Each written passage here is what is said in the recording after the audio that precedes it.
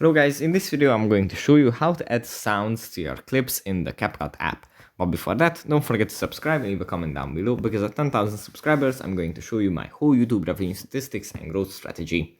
So without further ado, let's just jump right into it. First we have to open up the CapCut app, and here it usually opens up in the home menu where we have our projects. We just tap on one that we want to edit.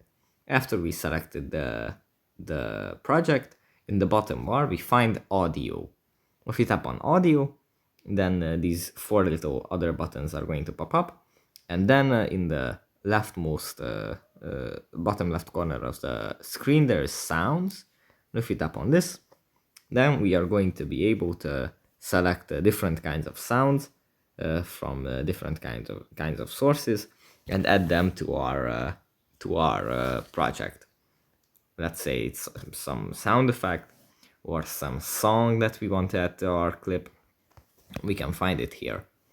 After we found it, we just tap on it, and then it's going to be added if we tap this little plus icon. So that's pretty much it for this video. Hope it was helpful for you guys, and I'll see you in the next one.